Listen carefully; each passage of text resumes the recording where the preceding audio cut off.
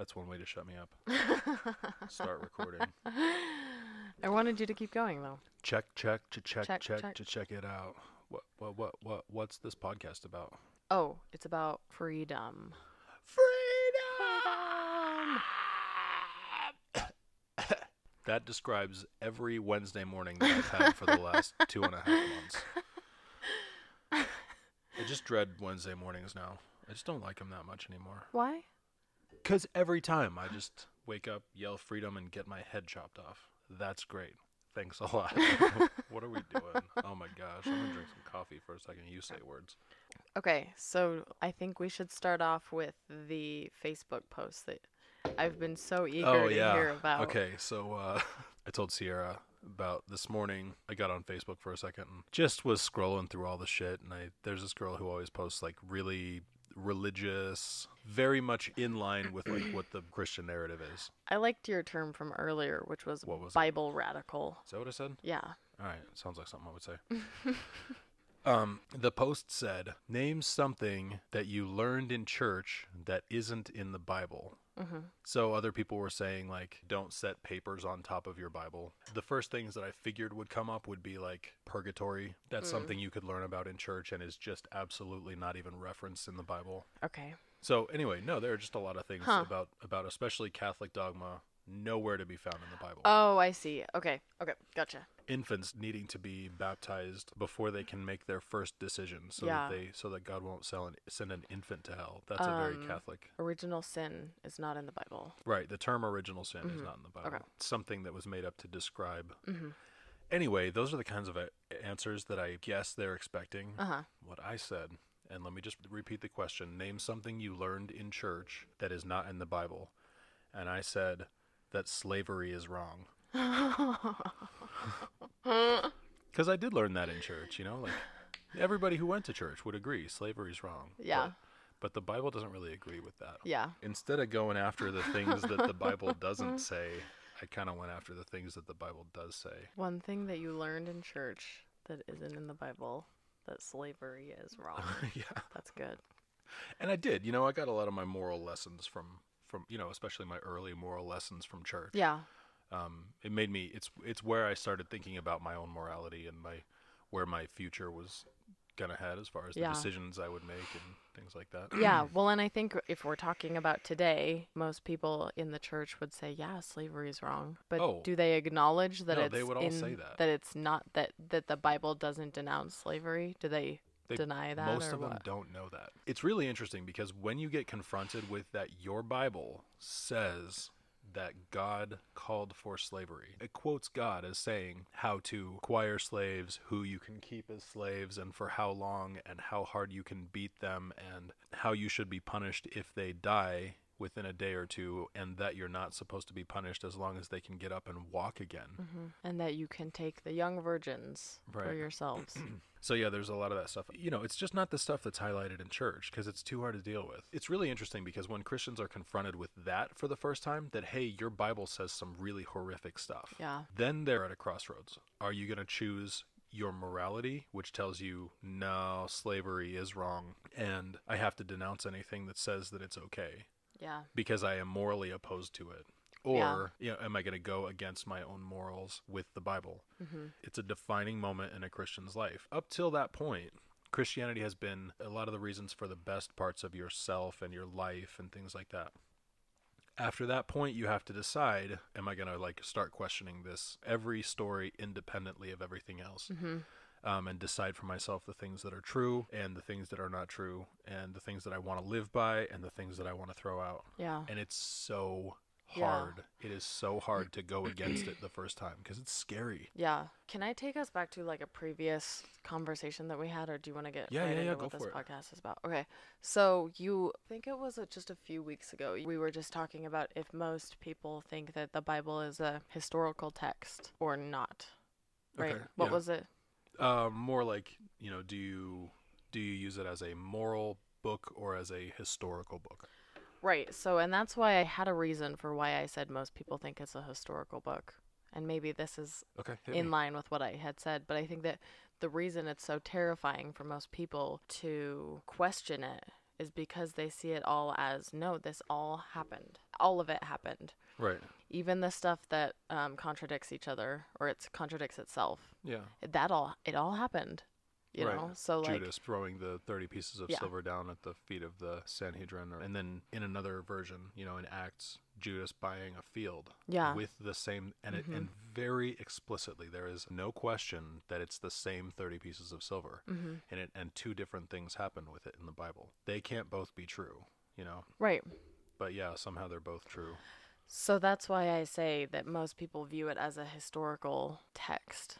I think that the people who use it as a moral book tend to cling harder to it being a historical book. Yeah. I say that because when you get your moral lessons from the Bible, love one another as I have loved you, just being kind, having the fruits of the Spirit, goodness, faithfulness, gentleness, self-control, all of the best things that you can be that are inspired by Christianity, you want to hold on to those things. Yeah. And so because of that, you're holding on to this whole book, which also talks about, you know, how hard to beat your slaves. There's a lot of that stuff. I think people are more likely to take it as say, well, yeah, it's historical, because historical is solid. If it's historical, that's bedrock. If my moral lessons are standing on a firm foundation of bedrock, then I can take those to the bank. The thing that people don't realize is you can have those anyway. Yeah. You can take that stuff to the bank just because you say it's worthy. Yeah. You know, if you say a message of Jesus is worthy in your life, it's worthy. Mm-hmm. People have bought the narrative that you can't pick and choose, you know. Yeah. The term cafeteria Christian, just like we were talking about the term conspiracy theorist, it's painted as a bad thing. Yeah. A cafeteria Christian, a doubting Thomas. You know, like if you're a doubting, you don't want to be a doubting Thomas, because doubts are bad. I don't find doubts to be bad at all. Right. Like I find doubts to be something that help promote good questions that can either take you away from your old position or strengthen your old position. Depending on what you find, as long as you're being honest with yourself about those answers. Yeah. Doubt only helps you. Yeah. You know, but we've got this term. And lean not on your own understanding, right? Right. Yeah. Why? Right, because he will make your path straight. But I mean, like, if the way that you talk about it is like, if this is how God made me, why shouldn't I? So I have to take the word of someone who wrote this book, and I'm not even sure who the person was who wrote it, but they weren't the person whose name is on the book, most likely, in most cases. Yeah.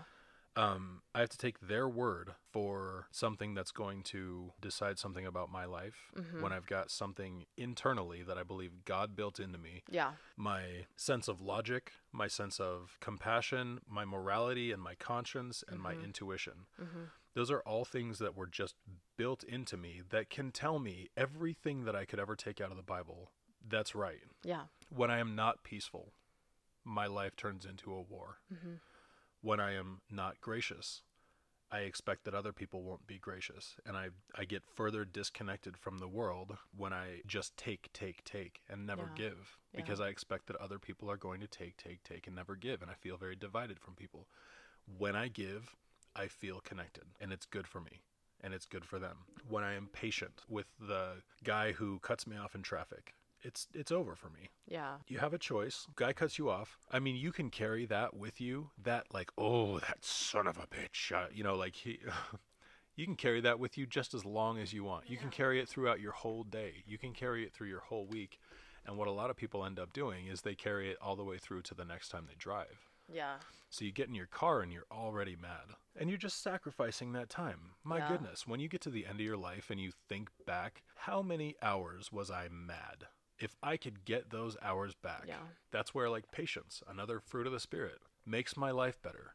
It's good enough for me because God said it to my heart. That's the thing. Like if you trust the things that God tells you, you know, and I'm not saying through like some kind of voice. Some people claim that they hear the voice of God. I never have, but I definitely feel, I mean, there's something within me that I can pinpoint as like, that feels godly. It feels like something that's going to produce good things in my life. Self-control. The less self-control I have, the less I want to work out, the more I want to eat, the more I want to spend, the less I want to save, all these things that are detrimental to my future. And then my life goes to hell. So another fruit of the Spirit that is perfectly good for me. Yeah. You know, I'll take it. Yeah. As much of it as I can. Joy, peace in my life. I don't want to start fights with other people. And just the joy of having maybe and you and like our friends here and I want as much of that as I can have. Yeah. As far as peace goes, I don't want to start fights with anyone, and the only reason that I would be aggressive is if I am backed into a corner and there's an aggression being done to me, or if I see someone else having their thank you for the water. I'm gonna grab some of this right now. I'll be right back. Yeah. It's that Rona. All right. Good thing for these pop filters, because they really catch all the Rona. Yeah, right. Peace. I want to have as much peace in my life as I can. Most of that is on me. If I make decisions that don't encroach on other people's lives, I should be able to live a pretty peaceful life. Yeah. As soon as that's out of my hands, like right now we've got, we're being faced with potentially having mandatory vaccinations. That is an encroachment in my life. Yeah. And it's not going to be peaceful. Yeah. That to me is an act of aggression. Yeah. And absolutely, if it is quote unquote mandatory, when somebody comes to give you your mandatory vaccination, they will do it by whatever means necessary. And so if you fight it, now you're resisting. That whole term is like, anyway, I want peace. And I want it at almost any price. Yeah. But not any price. Anyway, but the more peace, the better. I've tested that fruit of the Spirit. It's good. It's good for me. It's good for everyone. Yeah. And if everyone was peaceful, you would never have to defend yourself. What's up? Love, joy, peace, patience, kindness, goodness, faithfulness, gentleness, and self-control. That's like 9. Yeah. All right. I always thought it was 7. I thought there was like the 7 fruits of the Spirit and the 7 deadly sins.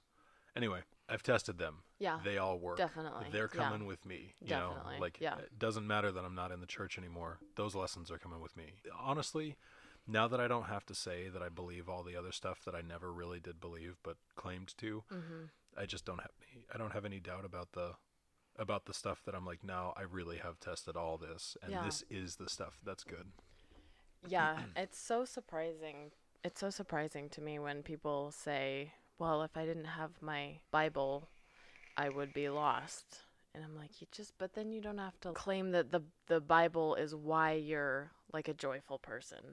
Right. It can just be like, I feel joy because they all affect each other. All of these fruits of the spirits affect each other. Because if you have self-control, then you can have patience. I don't know. Yeah, it's the wheel. And if let's say you've got a whole lot of self-control, but you don't have much patience. So anyway, I'm just trying to play this out in a real life scenario. Someone cuts you off in traffic. You have enough self-control not to go ram their car.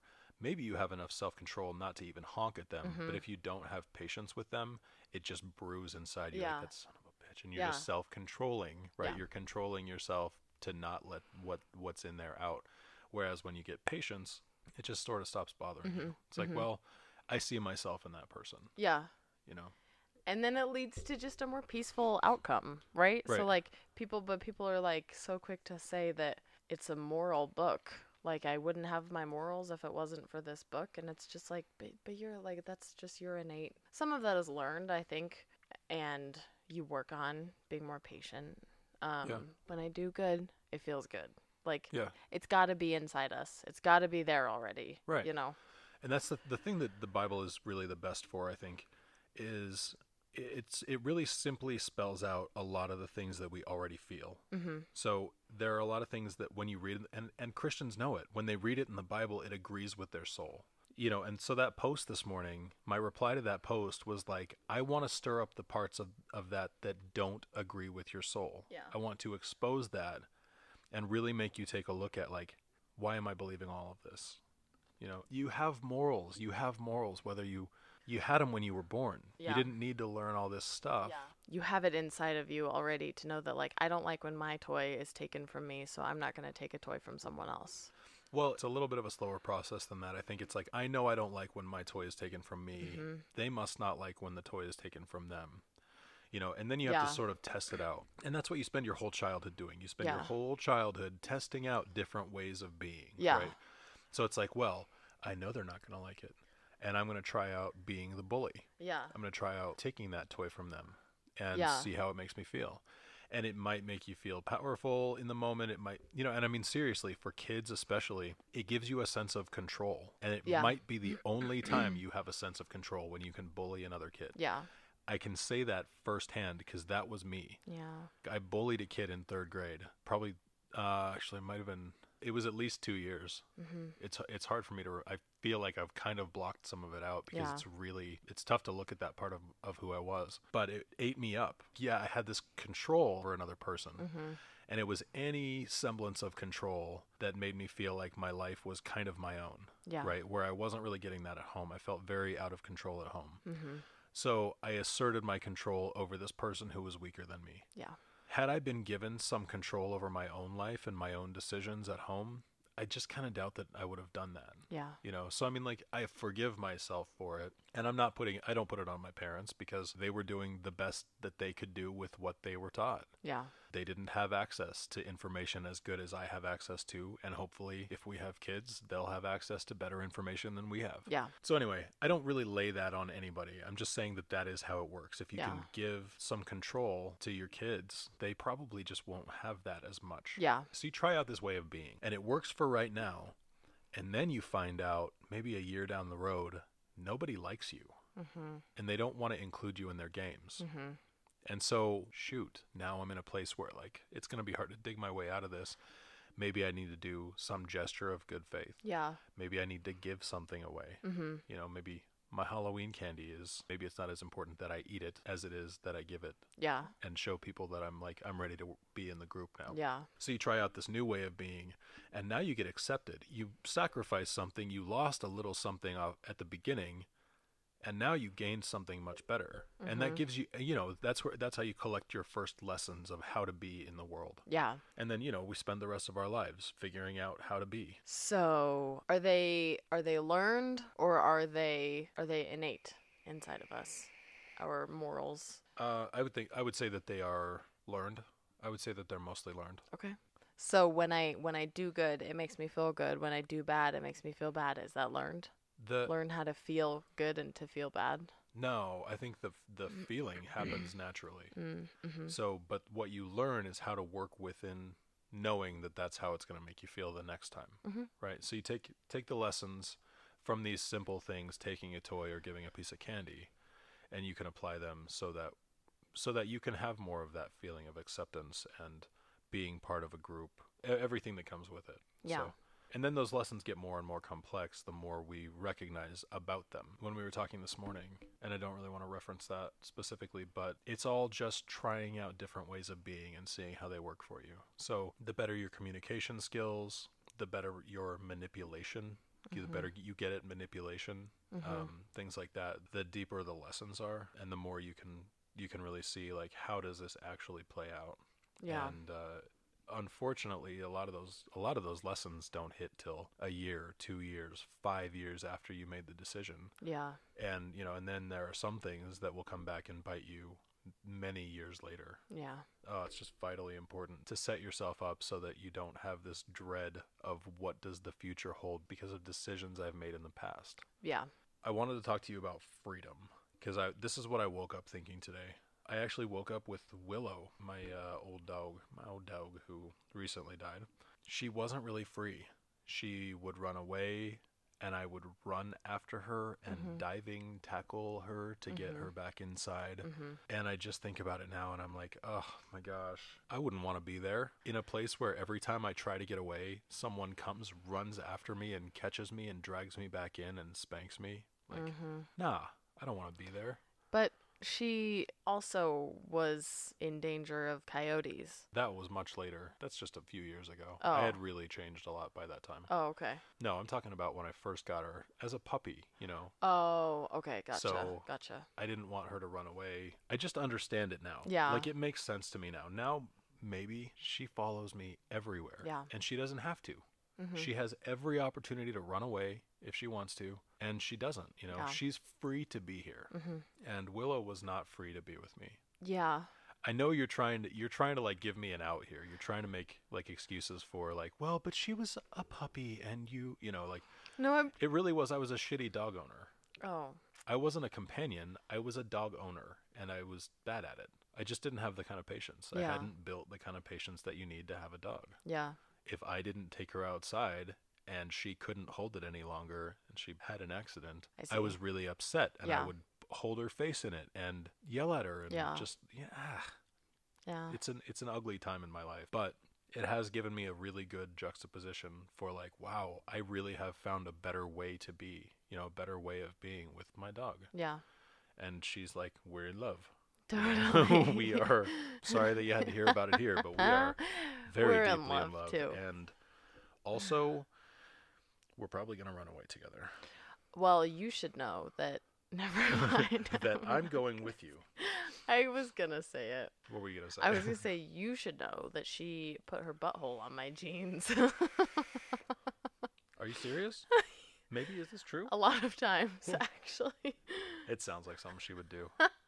Anyway, hey, I don't own her, Totally. She's allowed to make her own decisions. Anyway, but it did lead me to thinking about, that's what our relationship is like. Like, my relationships before were very, you belong to me, I belong to you. Mm-hmm. We're not free to go anywhere else. We're not free to think about anyone else. We're not even free to accidentally dream about someone else.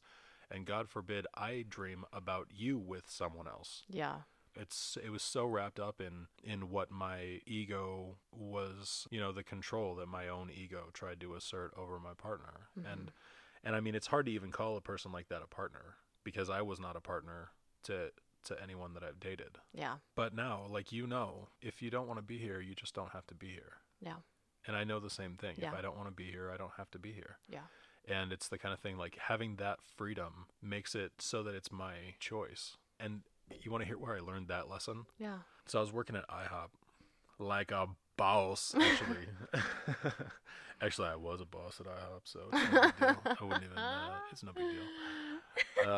Yeah, I was a boss making, I can't even remember, $9 an hour. Like a boss. Like a boss of IHOP. Anyway.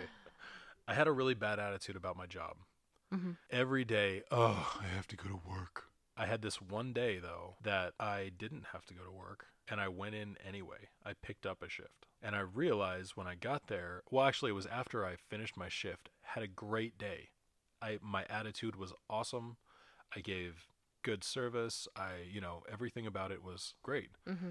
And then I realized I chose to be here today. And because I chose to be there, my attitude was better, and it was worth being there. And I realized how that was all in my head. My whole attitude about being there, like, I hate this job. I don't like that I'm in this point in my life where I'm having to pay my dues and whatever, all the nonsense that goes with it.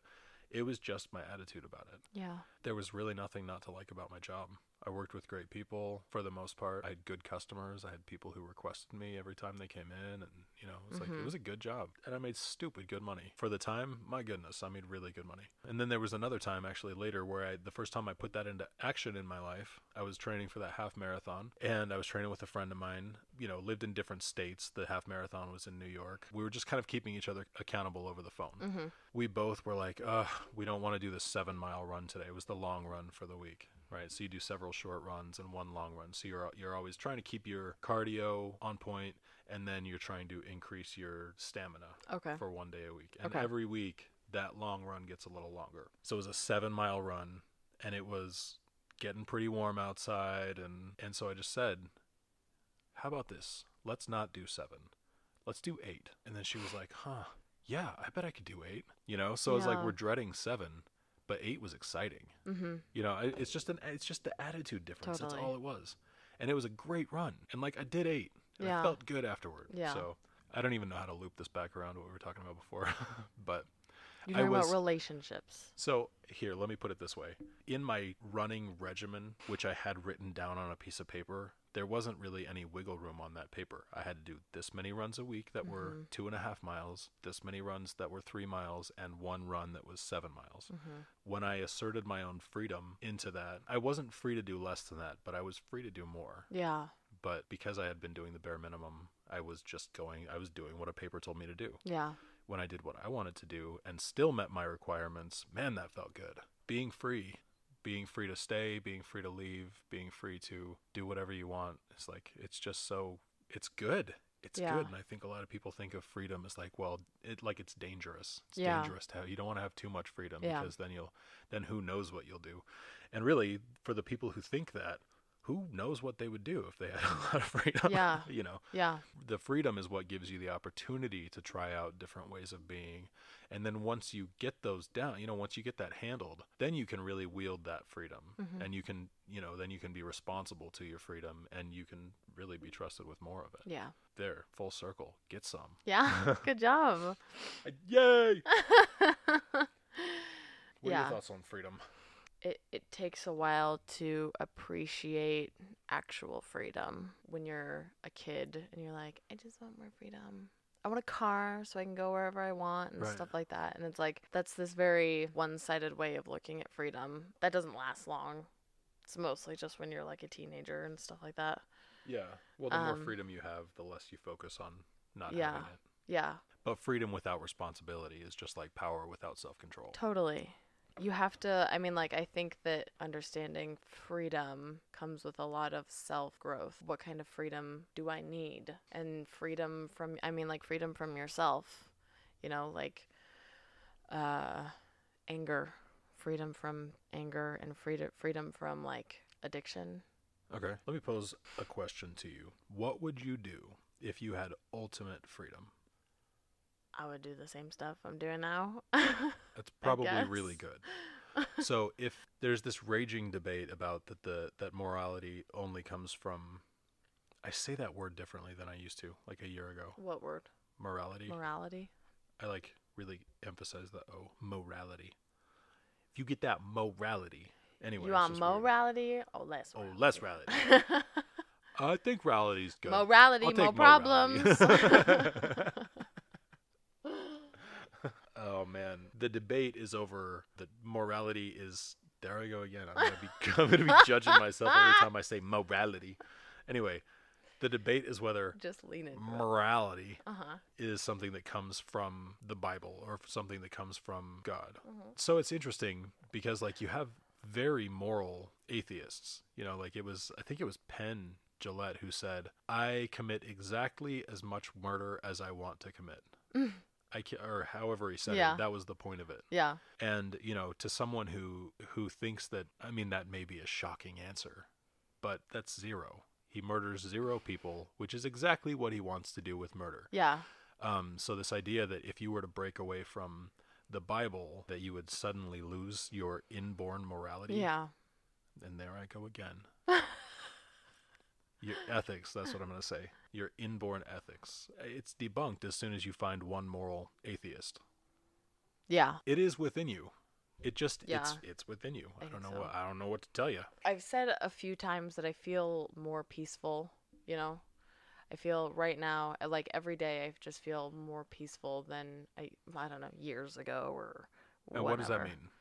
More peaceful in what ways? Well, but I think about that, and then I think about like when I was younger, my brother and my sister would get like they have like really short fuses, okay. And I think they get it from my dad, and my mom and I are both very like we just are patient people, like okay. Things just roll off your back, You don't have to try as hard to be patient. Just keep going. Okay. But I really got to this point in my life, and I think it might have been when I was at college, where like I was trying. I don't know if it was because I was trying so hard to like, I get to reinvent myself now, and then like that part of me changed. So like because I just decided to have not get walked on as much. Yeah. My edges were too sharp, and so it just sort of like I just lost my patience. So you went from soft to prickly. Yeah. Yeah. Yeah. And that's the pendulum swing. You tried out this way of being, and you took the good from it. Yeah. And then you realized the folly in it, and then you went the other way. Yeah.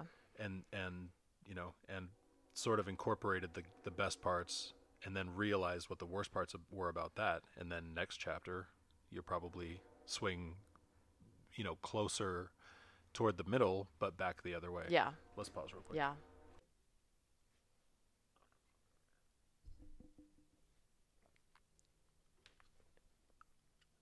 Fine. All right. You know what makes for really good podcasting? Silence. Pantomime. Sign language. Hey, check it out. I want to do a.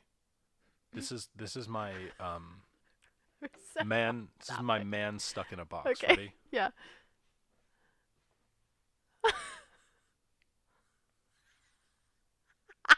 That's so good. Thank you. Yeah. Thank you. Wow. You wouldn't try to get out. You would just be like. So yeah, I did just sit there, and yeah, I would just man stuck in a box. Well, I already tried to get out. I already felt around. There are walls. There are walls all around me, and there's a ceiling. There's no way out of here. Also, because it's all in my mind, I can't wait. You were trapped in the box of your mind. Yeah. All right, so yeah, we try out these different ways of being, and that's just what we do throughout our lives. Yeah. And ideally, that's the part where, like, when you are trying out a new way of being, and you just have to sort of realize that you always are by accident. Mm-hmm. Pay attention. Yeah. Really pay attention to, like, where do I think this is headed? Make your hypothesis. Yeah. Make your prediction, and then go for it. Yeah. And if your prediction is that it's going to net some positive in your life, go all in. Yeah. And then if it doesn't, figure out why it didn't and change it and just do it differently the next time. Yeah. But pay attention. People who don't pay attention end up going through the same struggles over and over and over again. Totally. And that's where you learn. And that's sort of where I was going, is that, like, you learn to develop these aspects of your life. You learn how to be more patient. You learn how to have self-control. I guess some of them, you don't learn how to have, like, joy in your life, but I think you learn how to just be grateful for things. But, like, therein lies my freedom, because I'm more patient, because I am more peaceful. You learn how to have self-control, so you're not fighting this, like, oh my God, this, people say demons, not that a lack of self-control is but for some people, I guess, for some maybe. people it is, yeah. And then I don't know, you learn all of that stuff, and then you don't feel the need to break away from anything. Right. So freedom is always trying to escape from something, and if you just, I don't know, maybe I'm just relying so heavily on this fruits of the spirit thing, but I really do like it because it works for me too. Yeah. And so I feel I feel free, like, and that's why I love the idea of all of my responsibilities were gone, the near-death experiences and stuff. It's like, oh yeah. That's why I like love that idea so much, is because right now in my life I feel like it just feels weightless a little. Yeah, I feel you. I feel you. A little free from stuff that bog you down. You don't feel trapped. Yeah. Yeah, completely. And it just makes for such a better life. Yeah. So what I was going to say, when you said you learn how to be more patient, you learn how to be more kind, how to be more joyful, and I do think you can learn how to be more joyful, and it has everything to do with gratitude. Yeah. Like if you focus on fearful messages like the news has for you every single day, what's your life going to look like? Yeah, fear. It's going to be scared. You're going to be scared all the time. You're going to live in a state of dread. If you focus on the things that you're grateful for, what's your life going to look like? Joyful. Yeah. Every time. Mm-hmm. And it's one of the best ways to pull yourself out of a negative mindset. Just think, and I know it's so annoying at the time. I want to be annoyed. I want to be upset and mad about this and whatever. Fine. When you're done with it, as soon as you realize, okay, I'm kind of wasting. I'm letting, I gave my whole day to this upset feeling. As soon as you're ready to be done with that. And I do think if you have an emotion, feel it all the way down. Yeah. Like really feel it. Don't stifle those emotions, but feel them. I would dare anyone to try to stay ultimately angry for a full day. Damn, it takes a lot of effort to stay really, really mad for a day. You know, it's the baby that's crying in the crib, you know, after it realizes nobody's going to come and save me from not having a bottle. Yeah. You know, or from whatever it is. And then it's like, all right, you can put however much energy into this negativity that you want to, and that's your thing. That's how that's how you're going to spend your day today. All right. Anyway, I would just dare people to, like, if you're angry, be angry. Yeah. And let the person that you're angry with know why you're angry. Yeah. And if there's a problem with that, if you really are wrong, they'll tell you why you're wrong, and you take that and you learn from it and whatever. But the problem with not being fully angry is then you're just a little angry for a long time. And there's a certain amount of emotion that we have to feel, we have to go through before we're really through things. And so if that emotion, you can spread that out over years, you can spread it out over decades if you want to. Yeah. All while it's being built on by other little things that annoy you about a certain person or a certain situation or your job or your physical health or whatever. Yeah. If you're mad about it, just be mad about it. And then when you're ready, start to think about what you're grateful for. Yeah. And that will change your mindset. Yeah. And it's deep. I mean, like it will change it deeply. It will change your entire attitude. So there's that. But what you were saying about like how to learn, you can learn how to be all those things. I think when you're testing out different ways of being, you're learning why to be patient. Yeah. Why should I be gentle? Why should I be kind? Why should I have self-control? And then once you have, and this is, back to the Tony Robbins thing, find your reason. And he says, find your why, which I think is obnoxious, but it's whatever. It's back to the Tony Robbins thing of find your why. So when you have a strong enough reason to be a way that's going to benefit your future, you're not going to have to fight with the other side anymore. Yeah. Because the reason not to do the things that sabotage that, they're gone. Yeah. They're just not as important. You recognize their place in your mind, and they just don't have as much. Now they're the ones that are on the decline. Yeah. So and you can build an excellent life that way. So that's why I say I'm not mad at people for trying out different ways of being, even when they're harmful. Yeah. I just hope that they're paying attention to like, how does this work out? Yeah. How didn't this work out? How didn't it work out? Yeah, is really how important. How was that instant karma? Right, yeah. And how did that instant gratification do? How was that for you? Totally. When you look back at, a year where you made $40,000 and you can't pinpoint a single thing that $40,000 went to, it's like $40,000 is a lot to not know what you spent it on. Yeah. So how did that instant gratification, that shopping on the home shopping network, in the middle of the night, or ordering endless shit on Amazon, how did that work out for you? Is it better now? Or are you in a worse place now? And if you're in a worse place, well, maybe that's not worth it. Maybe it's worth it to squirrel away your nuts, if you know what I'm saying. Not sexually, but like just as far as. All right. Closing thoughts. As I was thinking about this thing with my first dog and now with Maybe, I was thinking about how not free Willow was to just be herself. She wasn't free to leave, so she wasn't really free to stay. She had to stay. Maybe is free to leave. She's not on a leash. I mean, of course, if she runs out into the street, I'm going to try to stop her. Yeah. But she doesn't want to run away because she's here freely. Yeah. Then that thought going to like our relationship. You're free to have your own thoughts, to even have, to have your own fantasies. And if you ever want to not be here, you're free to not be here. Yeah. And I know the same is true for me. And so it really puts me in a mindset of like, I choose to be here. Yeah. And I feel like you choose to be here too. And definitely. So does the Maves. Yeah. Transferring that onto the country, when we think about when the people were the freest, they were the most patriotic. You could buy what you wanted to buy. You could sell what you wanted to sell. We were free like that, and we have less freedoms in that way. And freedom of economic mobility, that's been kind of stripped away. It's been slow, gradual enough that we're not sensing the boiling water around us.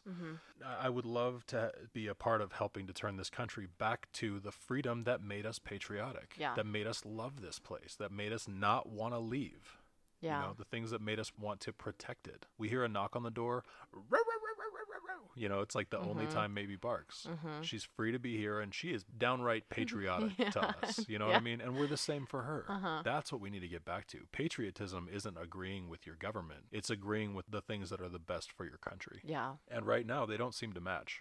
I just think we all need to start realizing, like, who is threatening our freedoms. If you ask me, I think our government is threatening our own freedoms. It seems that way. Anyone who has enough power that they can vote something in that gets imposed on all of the American people. Yeah. So there was a poll about how many people were in support of the bank bailouts of 2009. Almost everyone was opposed. Yeah. Doesn't matter. It got put in anyway. So we weren't free to make that decision as a country because we would have decided the other way. We all said, let them fail. We know it'll be catastrophic. Let them fail. Yeah. We'll rebuild, but we'll rebuild a better system that doesn't include things like people squandering money and then asking for more money from the populace. Anyway, we need that freedom back. Yeah. If I could fire the Senate and the Congress right now and start from scratch, make it something where, no, you're not going to get paid hundreds of thousands of dollars. If you accept a single perk for this job, you're gone. If you make any deal that benefits you personally, you're gone. Everything gets voted on a national scale. Yeah. There should be an easier voting system. And I know that it's hard because everything has to be a gazillion bit encrypted so that you can't have people hacking votes and things like that. But I do think that we should vote on far more stuff than we vote on. Bring the people's consensus or the majority back into the things that happen here, and then trust that the education of the people is going to lead the country in the right direction. Yeah. And then you won't have over 50% of the population that is not getting what they want, like the bank bailouts and now the airline bailouts, and we're through with it. We are done with it. So I really do think we need to start from scratch. It's why people connected so much with the drain the swamp. Yeah. Drain the swamp. Unfortunately, it's just as swampy now, if not more than ever. So yeah, you take out the alligators and bring in sharks. Well, that's good. You know what I'm saying? Like it's just a different breed of shit. Yeah. We're fed up. Our government officials should labor over the decision to go in. Yeah. Well, I don't want to go into politics, but I feel like I have to do this. You're in there for a sense of duty, and not for a sense that this is going to benefit me and my family and my whatever personally. If we could make a change, that would be an excellent change to make. Yeah. Get people in who feel a duty to their country, and they're doing it out of their sense of patriotism of, I want to make this place better, and that's all. And we used to have that. It was a hard decision to make. It was a self-sacrifice that had to happen before you could get into the presidency, and that's just gone now. Yeah. Presidents are absolutely more wealthy when they leave than they were when they came, and that shouldn't be the case. It shouldn't be a fucking career move to take the presidency. It should be something that you do because you labor over the difference that I see needing to be made in this country is something that the American people stand behind, and I really do feel like I can do it. So if we could attract that kind of person, like the caliber of person who cannot get corrupted by power, when I think about that person, it blows my mind. The whole not one in a million is fit to lead. And I would say not one in a million is fit to lead a million, and not one in 330 million is fit to lead 330 million. Yeah. It's a big job, and I don't think anybody can do it perfectly, but I just have a positive sense that we have someone here who can do it really well, who can really bring the country back. If you're going to get into a position like that, there are a lot of factors that you also have to have. You have to get sponsors, and you have to be someone who is uncorruptible. Yeah. In this country. That's the tough thing. You get powerful enough and corruption just gets really easy. It gets really easy to slide into. And if you ever get convinced that you are above the law, it's why sociopaths and psychopaths are so attracted to politics, because, well, I can get myself to a place where I really can be sort of operating outside of the law. Yeah. It's much harder for a rich person to get put in prison because, well, they can afford the best legal defense that makes them seem as if they're innocent. That's the kind of thing. You have to be so self-actualized, so self-aware that, like, I am prone to corruption when I'm in positions of power, and I've got to watch out for that. Yeah. So anyway, we've been doing finishing thoughts for like 20 minutes. Yeah. I'm going to call it here. We got to get, That's right. We should be in the shop already. I guess that's it. Bye.